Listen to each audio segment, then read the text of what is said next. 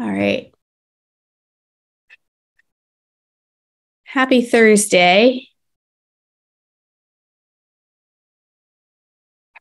All right. I am on my own today. Where the person scheduled to teach today had a family emergency. So I am going to be running tech, and you're going to be looking at the Daf with me. So it was fun. I got to spend some time reviewing late last night, and I'm happy to share with you.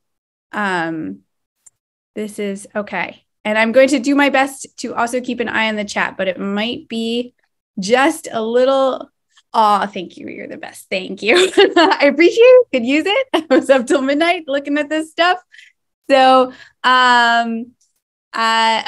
So I will. So please bear with me if it's just a lot of screens for me to manage.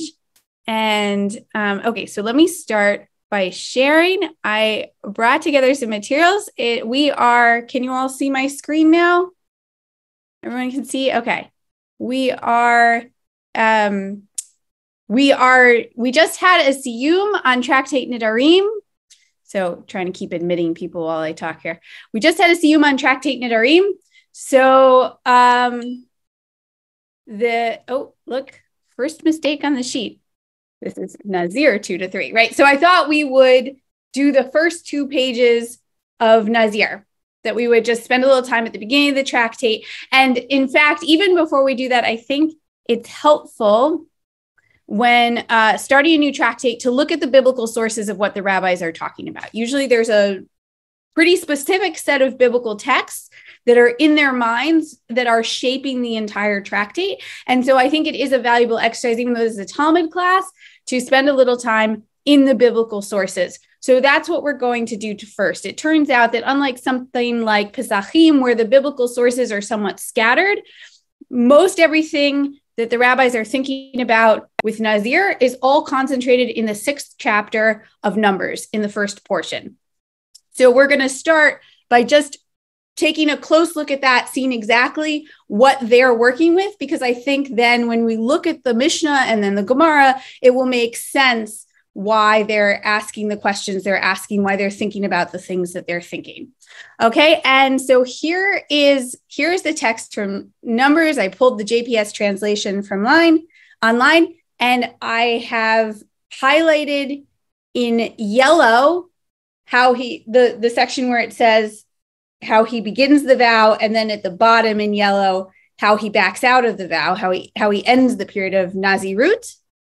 And then in blue are the 3 requirements. That's my logic in the highlighting here. So they kind of stand out of the page to us. Okay, so yellow, he starts being a Nazir. Yellow again, he comes out, and in between the text explains the 3 requirements. Okay, so I'm going to just go ahead and start by reading here. The Lord spoke to Moses saying, "Speak to the Israelites and say to them, if anyone, man or woman," right? We know a Nazir can be a man or a woman, "explicitly utters a Nazirite's vow to set himself apart for the Lord," right? That's how you do it. You make a vow. Then, and I'm going to actually interrupt myself right here. You might see I put a footnote on explicitly. Let me share this document so you can scroll in the document independently. So you can pull it up and scroll independently. That way, if anyone wants to see that footnote, basically what the footnote says is that word explicitly, we don't know what it means. And I brought you a long footnote from the JPS Torah commentary that talks a little bit about the Hebrew. And basically, we don't know exactly what it means, but it occurs to me that on these first few pages, some of what's going in the Gemara might be generated by the fact that this word explicitly utters. We don't really, is it explicitly? It's not clear what that word means. So if you know some Hebrew, you can take a look at what I've written below about what the Hebrew is and to see if you have some insights. But yeah, the first few pages, we're talking about the vow that he makes to become a Nazir and the language of that vow. And it occurs to me this adjective here that meaning is uncertain might be generating some of the conversation we're having in Gemara. So that's why I'm highlighting it here.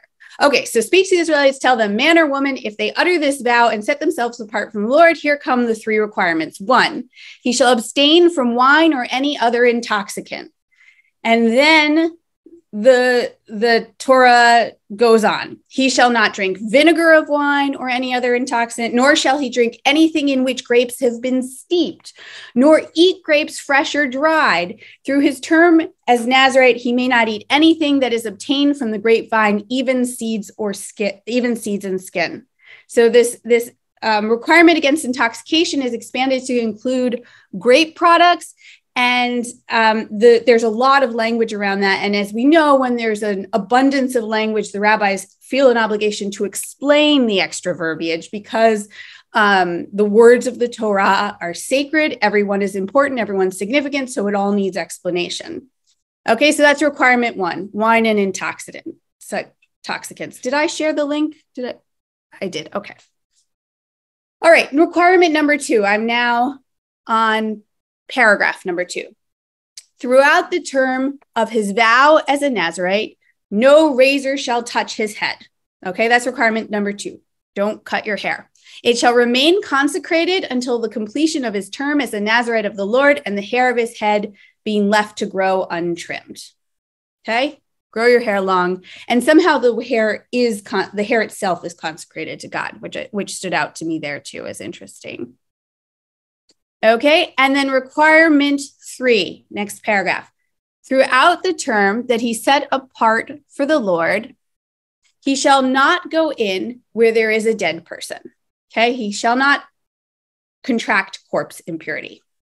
Even if his father or mother or his brother or sister should die, he must not defile himself for them, since hair, I think it might be, since his hair, and the word there is nezer, which literally means crown, is set apart for his God is upon his head. Throughout his term as Nazirite, he is consecrated to the Lord. If a person dies suddenly near him, defiling his consecrated hair, he shall shave his head on the day that he becomes clean. He shall shave it on the 7th day. Okay, so if the Nazirite does, right, you can best laid plans. If he accidentally contracts corpse impurity, we know from elsewhere in the Hebrew Bible that what happens is he has to wait a period of 7 days before he can become pure again. And the ritual for repurifying himself involves the water mixed with the ashes of the burned red heifer. There's a whole ritual for that. We don't have, by the way, sidebar, we don't have a red heifer anymore. We don't have these ashes. So all of us are considered contaminated with corpse impurity at this point because we also don't know where graves are necessarily. So anyway, but in this context in the Bible, he has to wait his 7 days. He has to shave off all that hair because I guess it can't be purified. That's how I tend to read this. And then he has to basically start over. Okay. On the 8th day, he brings 2 turtle doves or 2 pigeons to the priest at the entrance of the tent of meeting. The priest this is also part of reversing corpse impurity. The priest shall offer one as a sin offering and the other as a burnt offering and make expiation on his behalf for the guilt that he incurred through the corpse. And that same day, he shall reconsecrate his head and rededicate to the Lord his term as a Nazirite. And he shall bring a lamb in his first year as a penalty offering. The previous period shall be void since his consecrated hair was defiled. He has to start over from the beginning. And there's going to be discussion later in this tractate in the Gemara about why all these sacrifices and what exactly they're about. It's not in this chapter of the Gemara, so I'm not going to dwell on it here. But know that this part is also going to be very generative for the Gemara coming up. Okay, and then the final paragraph in Numbers is how he completes his period of Nazirut, right? This is the ritual for the Nazirite. On the day that his term as Nazirite is completed, he shall be brought to the entrance of the tent of meeting. As his offering to the Lord, he shall present 1 male lamb in its first year without blemish for a burnt offering, 1 ewe lamb in its first year without blemish for a sin offering, 1 ram without blemish for an offering of well-being, a basket of unleavened cakes or choice flour with oil mixed in, and unleavened wafers spread with oil, and the proper meal offerings and libations. And then the priest shall present them before the Lord and offer the sin offering and the burnt offering. He shall offer the ram as a sacrifice of well-being to the Lord, together with the basket of unleavened cakes. It's okay if you're not keeping track of all of these. We'll have a chance to discuss them later in the Gemara. And the priest shall also offer the meal offerings and the libations. And then this part I thought was kind of interesting. The Nazirite shall then shave his consecrated hair at the entrance of the tent of meeting, and take the locks of consecrated hair that he grew during the period of his Nazirut and put them on the fire that is under the sacrifice of well-being. He kind of offers up the hair too. And the priest shall take more sacrifices now. Shall take the shoulder of the ram when it has been boiled, one unleavened cake from the basket and one unleavened wafer, and place them in the hands of the Nazirite after he has shaved his consecrated hair. And the priest shall elevate them as an elevation offering before the Lord. And this shall be a sacred donation for the priest, in addition to the breast of the elevation offering and the thigh of the gift offering. After that, the Nazirite may drink wine. That's, he can drink again. And then a summary statement, such is the obligation of a Nazirite, except that he who vows an offering to the Lord of what he can afford beyond all these Nazirite requirements must do exactly according to the vow that he has made beyond his obligation as a Nazirite. So if you vowed extra, you got to fulfill that too. Okay? So that's what the Torah tells us about the Nazir. Basically, he makes a vow to start it. He has 3 obligations: no drinking, no hair cutting, no corpse impurity. They're all pretty strong, right? We got an elaboration of the drinking thing is he can't have any grape products. The corpse thing, if he accidentally he's supposed to not even contract corpse impurity for close family members, which makes him different from a Kohen, from a priest who can. And if he messes up the corpse impurity thing accidentally, which can happen, then he has to basically wait out the period of impurity and then start all over. And when he completes the ritual of Nazirut, there's a whole elaborate procedure, and he shaves his head and he offers all these offerings and he offers his hair as well. Okay. So, and by the way, interestingly enough, I don't know what to make of this. Maybe you guys will make something of it. When you get to the end of this chapter, that's the last little bit of this chapter is like another little section that doesn't seem immediately connected, but it's interesting to me that it's there. That's where the priestly blessing is, right? This blessing, right? Right. This blessing, if you know this one, that's at the bottom of this chapter. It comes right afterward, which I thought was interesting. Though I don't have a lot to make of it, but if you have something to make of it, please share in the comments. Okay. So I brought a lot of Mishnah and Gemara too. We'll get through as much as we can here. Let's take a look at how the tractate begins then, right? Remember that we have this language in the Torah that says he has to take an maybe explicit vow. That's the translation from JPS. So I just went with it. But like I said, nobody knows exactly what that means. And the first Mishnah, I'm sorry, I'm not watching the comments so carefully, but I can see there's a bunch of them coming. What is shaving without a shaver? Yeah, I think there will be a discussion of what exactly that means. Yes, a man or woman can become a Nazir. Notice it didn't give us a period in the Torah for how long a Nazirite vow is. I see that's happening in the discussion too. We have in the Torah 2 examples of people who are Nazir, Samson and Samuel, but they're kind of exceptional. They both come from women who are struggling with fertility, and their Nazir status seems to be in some way giving back to God for allowing these women to have these children. In one case, Samson's mother is told he's to be a Nazir. The angel tells her that. And in the case of Samuel, his mother is bargaining with God and says, if you give me a son, I will make him a Nazir. So these are not sort of standard Nazir. In the Talmud, they think that the standard period for Nazirut is 30 days, but you can vow to be a Nazir longer. And my other fun factoid about this is if you want to be a Nazir today, which is totally possible, you can take the vow of Nazirut.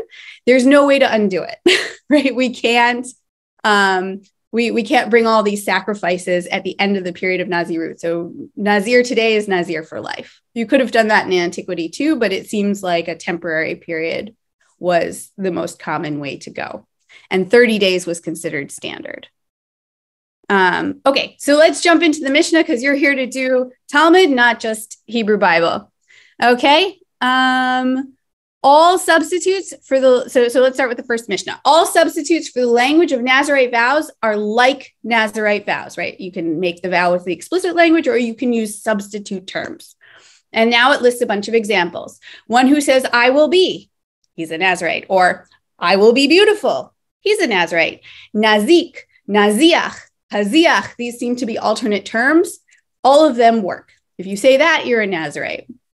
Also, I am hereby like this, or I am hereby a hair curler, or I am hereby growing my hair, or it is incumbent upon me to grow long hair. Okay, these will also affect a Nazirite vow. I see sort of three categories here. We have these very vague ones that don't seem obviously connected to Nazirut, I will be, or I will be beautiful. Then we have very explicit ones, Nazik, Naziach, Paziach, which are basically alternate terms for Nazir. And then we have, then we go back to something vague. I am hereby like this. That's pretty vague. And then we have something that sounds a little more explicit because it's about the hair, right? I am hereby a hair curler. I am hereby growing my hair, or it is incumbent upon me to grow long hair. And then finally in the Mishnah, there's one about which the rabbis disagree, right? And that is the statement, an obligation is hereby incumbent upon me with regard to birds. Rabbi Meir says that statement will affect a vow of Nazirut, and the sages say, no, that doesn't do it. He's not a Nazirite. All right, so let's take a look. I've sort of broken up the Gemara into discussions. Some of them I wanted to cover now with you in more. We're going to kind of move quickly through them. We're not going to go deeply into all the discussions, but we're kind of going to see the overarching rhythm of how the Gemara deals with this Mishnah and the questions they ask. So discussion number one is sort of a meta question. Why are we even talking about the Nazir right now? We're in the middle of we're in the middle of Seder Nashim. We're in the middle of all this stuff about women. And I talked about this a little bit in the piece I wrote for yesterday's newsletter on Nazir 2. The Gemara's answer is basically, well, it comes down to wine, right? The Nazir, the Sota, and the institution of divorce, all of these are connected by wine. I'm trying to remember exactly what it was in divorce. It's something like wine will make him not look favorably upon his spouse and he'll want a divorce. Don't quote me, that might be wrong. And with Sota, it's something like nobody should look on the Sota, the woman suspected of adultery, who is going through the trial to prove her guilt or innocence. Nobody should witness that while drunk. And then, of course, the Nazir is very connected to wine as well. So that's the rabbi's explanation for why it's here. It occurred to me as I was thinking about all this that another reason it might be here is that we are coming off Ketubot. Ketubot is about marriages, and marriage is like a vow, right? You consecrate your wife and set her aside for yourself. So there's something vow-like about marriage. And then, so that sort of naturally led perhaps into Nidarim, a whole tractate on vows. And then the Nazir is a specific kind of vow. So it's logical to put Nazir after Nidarim. That sort of felt plausible to me as well, but that's not what the Gemara says. The Gemara says it's about wine. Okay, so that's discussion number one in the Gemara. Discussion number two, the rabbis draw a distinction between substitutes and intimations. And I hinted at this a little bit when we were talking about the Mishnah. There are words that are obvious substitutes for the Nazir, the Naziach, Paziach, right? Those words that are just synonyms is one thing. But in intimation, something like I will be, or I will be beautiful, that's very different. And it troubles the Gemara that the Mishnah says these are all substitutions, but really some of these statements are much vaguer. They are what the Gemara would call intimations. And so Rava says, and something that there's nobody assigned to this statement, but some think that Rava said it, that the Mishnah is actually incomplete. And it should have led in with the language of all substitutes for the language of Nazirite vows are like Nazirite vows. And similarly, all intimations of Nazirite vows are like Nazirite vows, right? It should have indicated that it was going to talk about both substitutions and intimations. And then there's a whole long discussion in the Gemara about, well, if it said substitutes and then intimations, why did it talk about intimations before it said substitutes, right? And they get really hung up on that. And they look at other Mishnahs to see how they're ordered. And there's a whole discussion about it. Okay, but we're in review mode and we have 8 minutes, so we're going to keep pressing forward. Okay, then what they do is they start talking about each of these phrases that the Mishnah brought, right? The first one is I will be. Okay, so here's what the Gemara says. The Mishnah said, one who says I will be is a Nazirite. But maybe when he says I will be, what he's really saying is I will be fasting. In other words, maybe he intended to make a completely different vow. Do we really hold him to a Nazirite vow for just the words I will be? And Shmuel comes in and says the Mishnah is actually describing a case where a Nazirite is passing in front of him. That's when we hold him to the Nazirite vow with that language. Otherwise it could have meant other things. They're limiting the Mishnah here. Okay, and then the Gemara turns to the next one. I will be beautiful, right? Okay, and so here's the Gemara on this one. The Mishnah taught that if one says, I will be beautiful, he is a Nazirite. But maybe what he meant is I will be beautiful before God in mitzvot. All right, maybe he didn't mean I will beautify myself as a Nazirite and grow long hair. Maybe he said I will be beautiful before God, but by doing mitzvot. Why on earth would they think he means that? Now they bring a Braita to explain, as it is taught, this is my God and I will glorify him. Exodus 15:2. This is, I believe this is a line from Shirat Hayam. Ze'eli vanvehu. I glorify him sounds a lot like the word for beautify. So there's a midrashic pun here. I will be beautiful before him in mitzvot. Maybe this line means I will be beautiful before him in mitzvot. And then they talk about what that means. This is a really lovely little idea of what it means to be beautiful before God in mitzvot. What makes us beautiful when we make a beautiful sukkah, a beautiful lulav, beautiful tzitzit, write a beautiful Torah scroll and wrap it in beautiful clothes. Okay. So Shmuel comes in again. He came in last time. He comes in again and says, this Mishnah is referring to the case where one is holding his hair and says, I will be beautiful, right? If he just says, I will be beautiful, he could be talking about mitzvot. But if he's doing this, I will be beautiful, then he's talking about Nazirut, and we hold him to that vow. And then we have this really interesting comment at the bottom of side 2bet, 2b. Since Naziriteship is a matter of transgression, can we say about the Nazirite that he is beautiful? Can we even say that he's beautiful? And this is sort of where the page leaves off. And so we have an explanation in the Gemara of why they might think that becoming a Nazirite is a matter of transgression.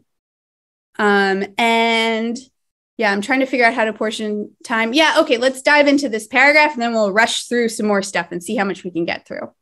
So they say, yes, it's according to Rabbi Elazar HaKapar, who said that a Nazirite is a sinner, and that applies only with regard to a ritually impure Nazirite. The being a Nazirite opens one up easily to sin because you can become impure and then you've sinned. Because it is necessary for him to void the days of his vow that have been observed and to begin his term anew, as the merciful one states in the Torah, but the first day shall be void because his consecration was defiled, right? We read that. If he gets corpse impurity, then his first days are of the vow are void. It is there that Rabbi Elazar HaKapar called the Nazirite a sinner, because perhaps he will come to transgress his Naziriteship. And Seinzalt explains, I brought him to help out here, now that he is a Nazirite for a longer period than he originally intended. So if he becomes impure, he's going to have to start over. And now he's doing it for longer than he intended. And now he's more likely to transgress it because he only meant to do 30 days, but now he's doing more or whatever, it could go bad. However, with regard to a ritually pure Nazirite, Rabbi Elazar HaKapar does not call him a sinner. So they're struggling with this idea of what makes a Nazirite a sinner. Okay. All right, I see a couple of hands. Okay. Okay. All right, let's take a couple, how do folks feel about running a little bit over? Is that okay? I will take a few questions and then maybe we can push through a little more material because we've gotten to just through the first page. Maureen, I see you have a hand. Okay, I've got a couple of thumbs up. Maureen, you here? I think I just gave you unmuting powers. Maureen? All right. Well, I sent the request to Maureen and maybe she will find it on her side. And then also D. Junginger, I apologize if I'm mispronouncing your name. Would you like to come on and say something? I'm clicking the ask to unmute button. Is it not working here, folks? Hang on, maybe.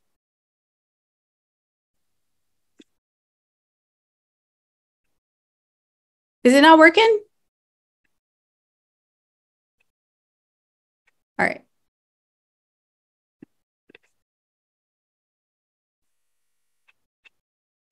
All right. Why don't you guys put the questions in the chat? I'm not sure. I keep pushing the unmute button. Okay, Aaron, we'll try. You're the other one with a hand up. Let's try you.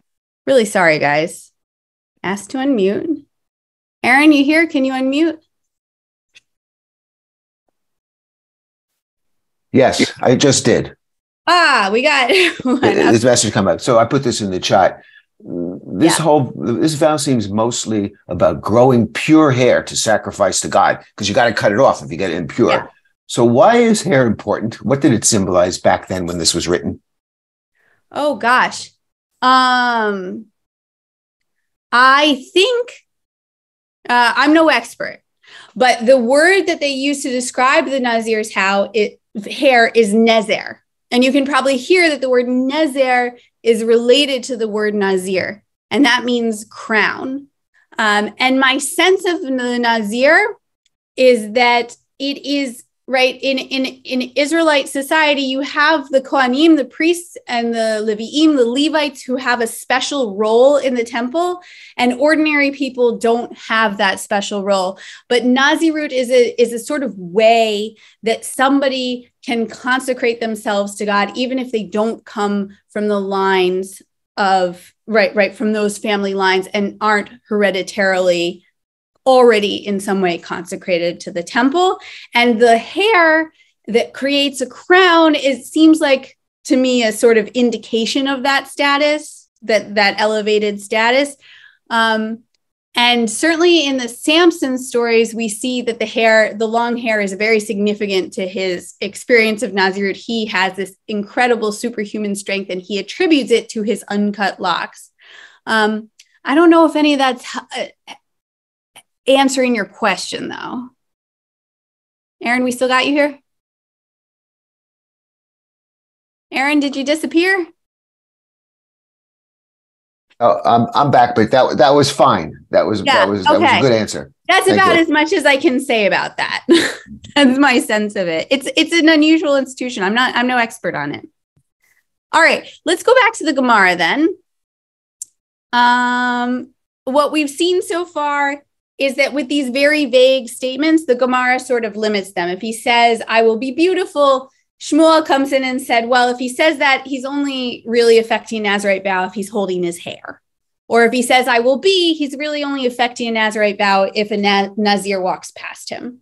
And we have another discussion like this on the phrase, I am hereby like this, right? That's another one of those vague phrases that the Mishnah brought and said will affect a Nazirite vow. And in this case, Shmuel says, it is a case where a Nazirite was passing before him, right? If you just say, I will like this in the middle of your kitchen and nobody's there, it's not a Nazirite vow. But if you see a Nazir go by with the beautiful crown of hair and you say, I will be like this, I am hereby like this too, that's a Nazirite vow. Okay.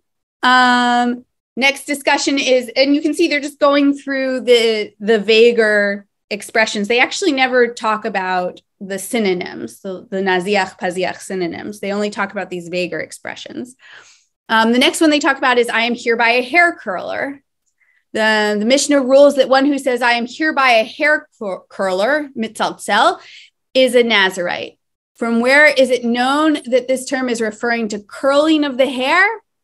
As that maidservant of the house of Rabbi Yehuda Nasi said to a certain man who grew his long hair, until when will you curl, mitzaltel, your hair? So they find another text to confirm that the meaning is curling.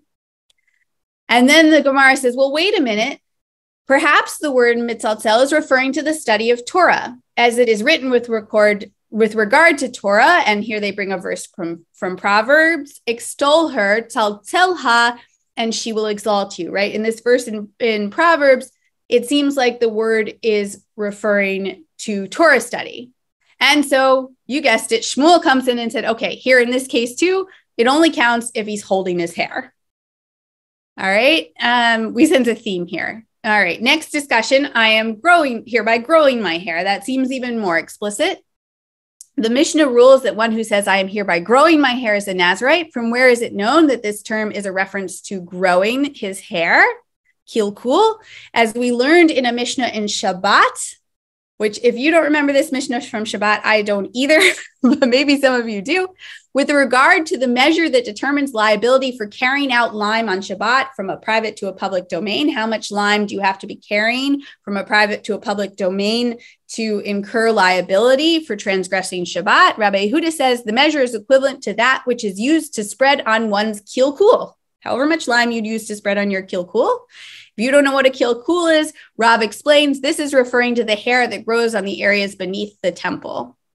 And maybe you guys can tell me what this means, because I don't understand exactly what the hair below the temple means. But anyway, they take this Mishnah with the word kilkul on it and show that it refers to hair. And now we have another suggestion. Maybe the word kilkul means that he's vowing to sustain the poor. As it is written, Genesis 47 now, and Joseph sustained his father and his brothers. Okay, so maybe it doesn't mean growing one's hair. They found another verse that says maybe that's not what it means. Okay, payas. Oh, okay, all right. I get that that makes sense. That makes complete sense. Thank you. And so Shmuel says here too, where the individual was holding his hair. Okay, once again, just saying I will grow my hair is not enough to affect the vow. He has to be kind of holding it and being really more explicit.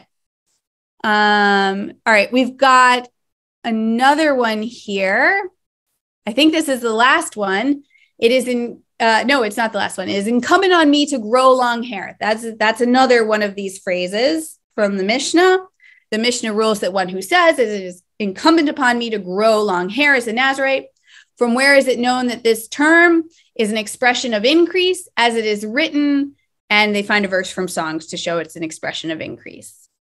And then they say, wait a minute, say maybe the term means something about transfer. And then they bring a verse from Job, where it might mean to send or transfer water upon the earth. Job is famously difficult to translate. The language there is more difficult than in most of the Hebrew Bible.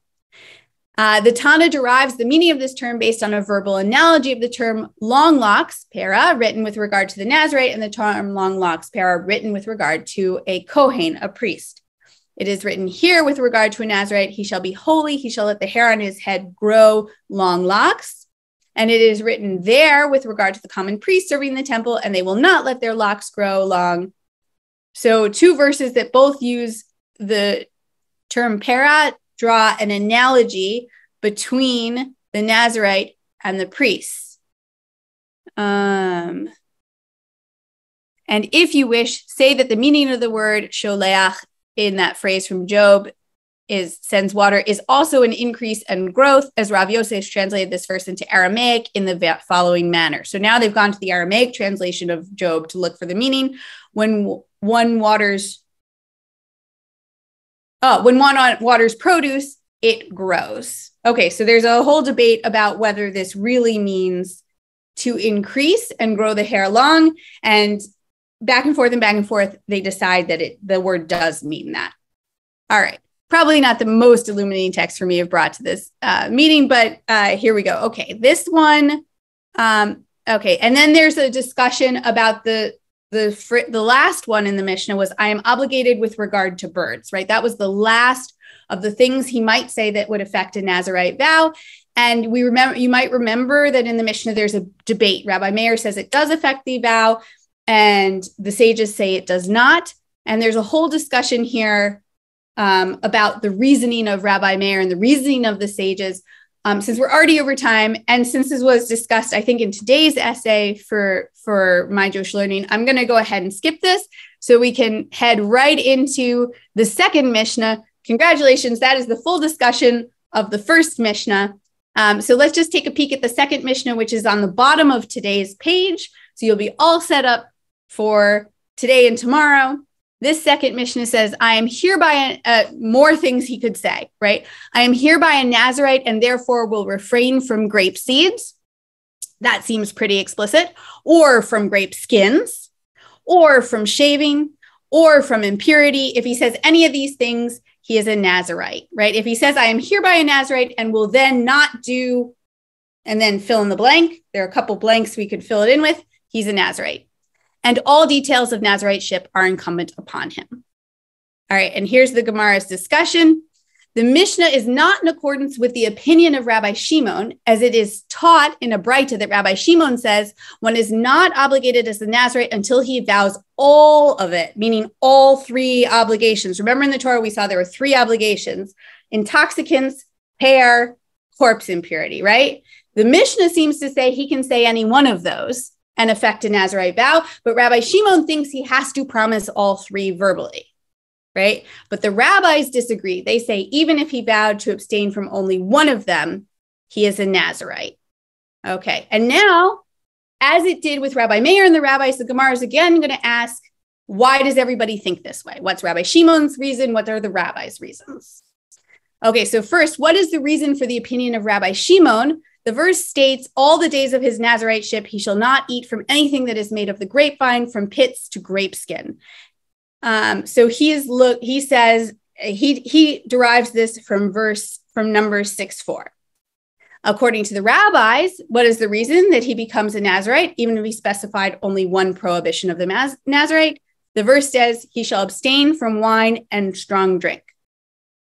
Okay, so the rabbis, I was working on this last night. I don't remember exactly why they each pin it to that verse. I was thinking about this and it was late and I'm not sure, but let's move past it to the next paragraph. If you have a thought, please do share it. You guys are very insightful. It says, and also according to Rabbi Shimon, isn't it written, he shall abstain from wine and strong drink? Right now we need to know what Rabbi Shimon does with the verse that the rabbis are using. And we're going to need to know what the rabbis do with the verse that Rabbi Shimon used. And Rabbi Shimon requires that verse to prohibit a Nazirite from drinking wine that is consumed for a mitzvah, just as he is prohibited from drinking wine whose consumption is optional.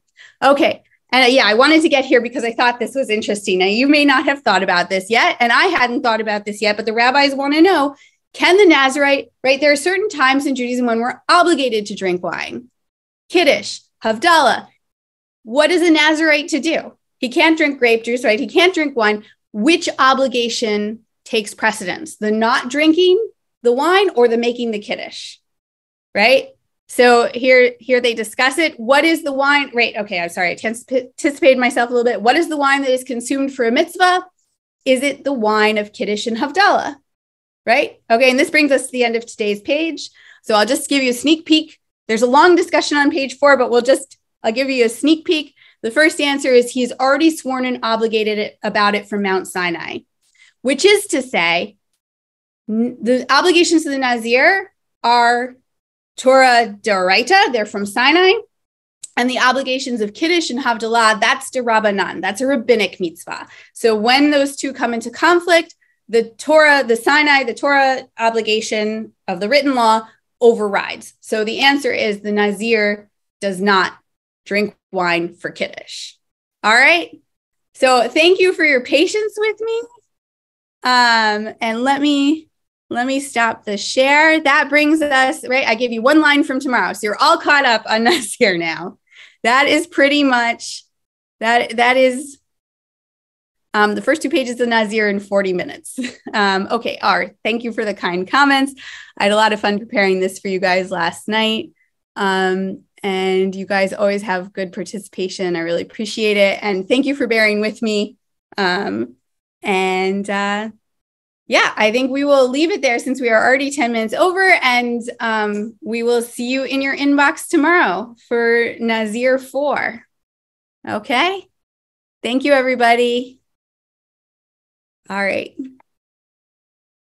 All right. Okay, bye.